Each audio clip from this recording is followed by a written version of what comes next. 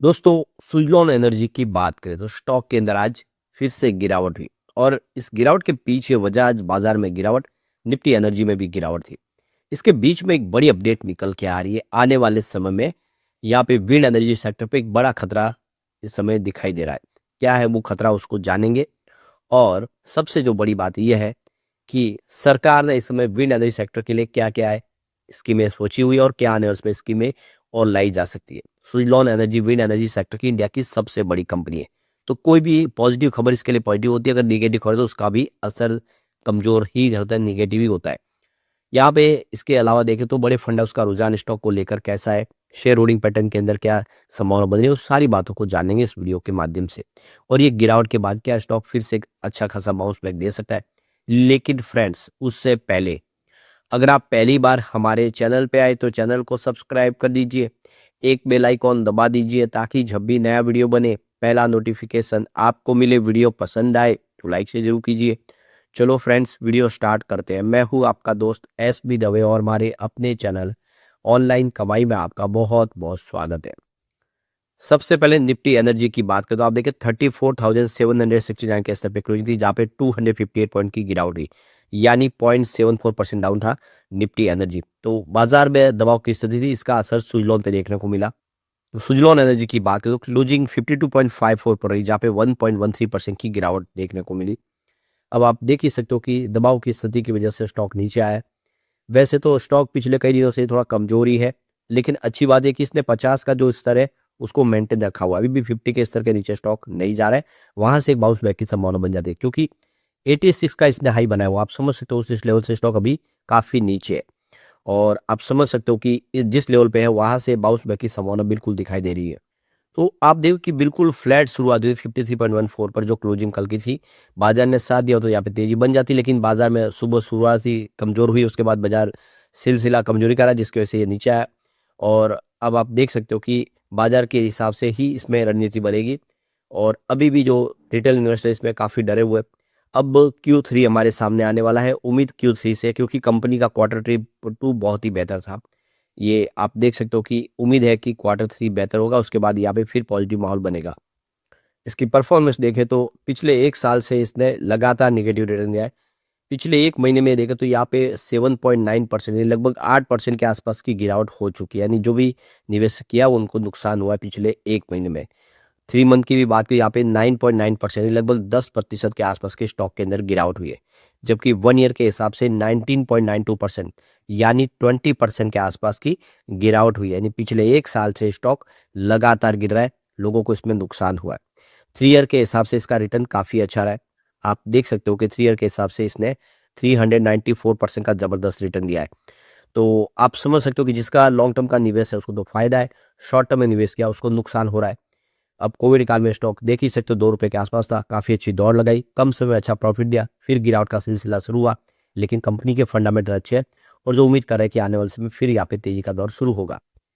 यहाँ पे जो बड़ी अपडेट निकल के आ रही है, नॉन कंप्लायंट विंड टरबाइन जो है एआईएफ एयरबस के अंदर, उसमें शटडाउन की संभावना बन रही है। तो ये देख सकते हो कि इंडियन एयरफोर्स की तरफ से ये देख सकते हो कि मिनिस्ट्री ऑफ टेक्नोलॉजी की तरफ ये जो इस समय उनको एक यहाँ पे रिमाइंडर भेजा गया, उनसे कहा गया, मिनिस्ट्री ऑफ टेक्नोलॉजी से कहा गया है कि जो भी विंड टरबाइन लगे हैं आईएफ एयरबेस के नज़दीक, उनको लेकर उनको काफ़ी सारी चिंता है।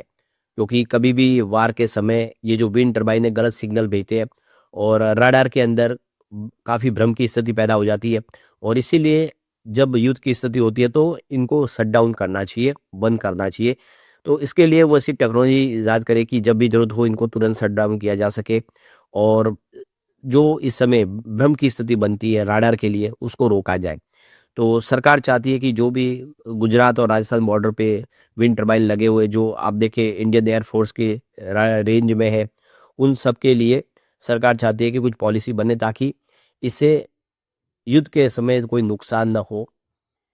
तो ये देख सको कि जो लेटेस्ट अपडेट निकल के आ रहे हैं, ministry of new and renewable energy की तरफ से जो लेटेस्ट ऑर्डर दिया है, उसमें आप देख सकते हो कि जितने भी नॉन कंप्लायंट विंड टरबाइन्स है वो आने वाले समय शट डाउन हो सकते हैं। तो ये देखो कि इंडियन एयर फोर्स की तरफ से जो इस समय आगे जानकारी दी गई है कि उनके जो एरियाज में जितने भी विंड टर्बाइन लगे उनकी वजह से उनको प्रॉब्लम हो रही है। कई बार जो है उनके जो सिग्नल है वो गलत तरीके से इंटरफेस हो जाती है। विंड टर्बाइन के जो बॉर्डर एरियाज है राजस्थान या फिर गुजरात के, स्पेशली जो खवाड़ा साइड है, और वहाँ पे इस बॉर्डर एरिया में प्रॉब्लम आती है। तो इस समय जो आप देखें टेक्नोलॉजी से लैस है जितने भी विंड टर्बाइन है, और इसी वजह से जो राडार सिग्नल में प्रॉब्लम आ जाती है। तो कई बार ये हो जाता है कि कोई दुश्मन का जो क्षेत्र से अगर कोई भी किसी प्रकार का कोई थ्रेट आता है या कोई आप देखें कोई, और उसको फिर विंड टर्बाइन की वजह से अगर उसमें कोई भ्रम की स्थिति पैदा होती है तो नुकसान ना हो जाए, इसके लिए इनके कोई न कोई परमानेंट सॉल्यूशन निकालना पड़ेगा। या हो सकता है कि अगर ऐसा नहीं करेंगे तो ये सारी विंड टर्बाइन को बंद भी करना पड़े। तो इसीलिए यहाँ पे कुछ आने वाले समय संभावना बनेगी।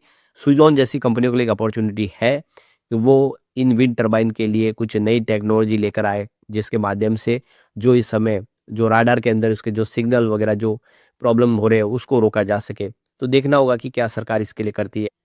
तो इंडियन एयरफोर्स की तरफ से कहा गया है कि यहाँ पे देखो कि जो इस समय जो सुपरवाइजरी जो कंट्रोल्स है उनका इंस्टॉलेशन नहीं किया गया है, डाटा एक्वेशन सिस्टम नहीं लगाया गया है, जिसकी वजह से जो विंड टर्बाइन है वो एयर सिक्योरिटी के लिए इस समय थ्रेट पैदा कर रहे हैं। तो ये सरकार को भी कोशिश करनी होगी, और विंड टर्बाइन की जितनी कंपनियां, कि इनकी वजह से किसी प्रकार के राडार सिस्टम को नुकसान ना पहुंचे, और इसीलिए ये सारे के सारे सिस्टम उनको स्टैब्लिश करने होंगे विंड टर्बाइन के अंदर। तो कुल मिला के आने वाले समय फिर से एक नई संभावना बनती हुई दिखाई दे रही है। तो एक तरह से देखो कि विंड टर्बाइन इस समय नेशनल सिक्योरिटी थ्रेट का मामला बन गया है, और जिस तरह से यहाँ पे ये अब नो ऑब्जेक्शन सर्टिफिकेट इनको लेना होगा मिनिस्ट्री ऑफ डिफेंस से, जितने भी विंड टर्बाइन है उनको, ताकि वो अपना जो SCADMA सिस्टम उनको इंस्टॉल करना होगा, वरना उसके बाद में वो जितनी भी विंड टर्बाइन है उसको बंद किया जा सकता है। तो देखना होगा कि इससे आने वाले समय सुज़लॉन को तो बेनिफिट होगा ही, क्योंकि नई टेक्नोलॉजी लगानी है तो फिर सुज़लॉन को उसका रेवेन्यू मिलेगा। लेकिन जो विंड टर्बाइन लगा चुके, जो जिन कंपनियों की लगी है, उनके लिए इस समय ये बहुत ज़रूरी है कि वो सारा सिस्टम अपग्रेड करे, वरना उनको प्रॉब्लम हो सकती है। दूसरी तरफ देखें तो गवर्नमेंट की तरफ से विंड टर्बाइन सेक्टर को बहुत सारी इस समय फैसिलिटी दी जा रही है, जैसे कि इनकम टैक्स हॉलिडेज। आप देखिए तो 10 ईयर के लिए इनकम टैक्स हॉलिडेज, 10 साल के लिए इनको टैक्स के दायरे से बाहर कर दिया गया। इसके अलावा देखें तो इनको इनकम टैक्स के दायरे में भी इसका बेनिफिट मिल रहा है, जहाँ पे इनको काफ़ी सारे जो टैक्स है उससे राहत दे दी गई है। कस्टम ड्यूटी जो है उसमें कंसेशन दिया जा रहा है विंड टर्बाइन जो भी आप लगाते हो उसको। इसके अलावा देखें तो GBI यानी डायरेक्ट पेमेंट जो पर यूनिट इलेक्ट्रिसिटी जनरेट के ऊपर देखें तो सरकार की तरफ से यहाँ पे जो डेप्रिसिएशन है उसके ऊपर बेनिफिट मिल रहा है। इसके अलावा देखें तो यहाँ पे RPO लाया गया सरकार की तरफ से। तो ये सारी की सारी फैसिलिटी जो दी जा रही है, इसके अलावा IREDA की तरफ से सस्ता इनको लोन भी प्रोवाइड किया जा रहा है। तो गवर्नमेंट हर तरह की बेनिफिट इनको दे रही है, ताकि विंड टर्बाइन कंपनियों को राहत मिले और आने वाले समय और तेजी से यहाँ पे इंस्टॉलेशन कैपेसिटी बढ़े। इसके अलावा देखो पॉलिसी सपोर्ट, जिसमें RPO टारगेट यहाँ पे सेट किया गया है रिजनबल सेक्टर के लिए। इसके अलावा ISTS चार्जेस माफ किया गया है, और ग्रीन एनर्जी कॉरिडोर बनाया जा रहा है, ग्रिड कनेक्टिविटी दी जा रही है, टेक्निकल सपोर्ट दिया जा रहा है विंड एनर्जी सेक्टर को नेशनल इंस्टीट्यूट की तरफ से। ये सारे सपोर्ट इस समय मिल रहे हैं ताकि ज़्यादा से ज़्यादा निवेशक इसमें प्रेरित हो। सरकार चाहती है कि आने वाले समय में सिर्फ क्लीन एनर्जी के माध्यम से ही सारी की जरूरतों को ऊर्जा की पूरी की जाए, चाहे सोलर हो या विंड हो। और सबसे बड़ी बात है ग्रीन हाइड्रोजन, जो इस समय देश का नया फ्यूल बनने को तैयार है और इंडिया उसको एक्सपोर्ट करना चाहता है। तो ग्रीन हाइड्रोजन बनाने के लिए विंड और सोलर पावर की आवश्यकता पड़ेगी, उसको पानी से गुजारा जाता है। ऐसे में आने वाला जो समय है सुज़लॉन के लिए काफ़ी शानदार हो सकता है, और सुज़लॉन जो समय काफ़ी दबाव में आने वाले समय काफ़ी बेहतर कर सकता है। लेकिन फ्रेंड्स, कोई भी इन्वेस्टमेंट करने से पहले अपने फाइनेंशियल एडवाइजर से एडवाइस ले ले, या अपना खुद का रिसर्च करें, क्योंकि मैंने वीडियो आपके एजुकेशनल पर्पज के लिए ही बनाया। वीडियो पसंद आए तो लाइक से जरूर कीजिए और चैनल को सब्सक्राइब कर दीजिए। Thank you friends.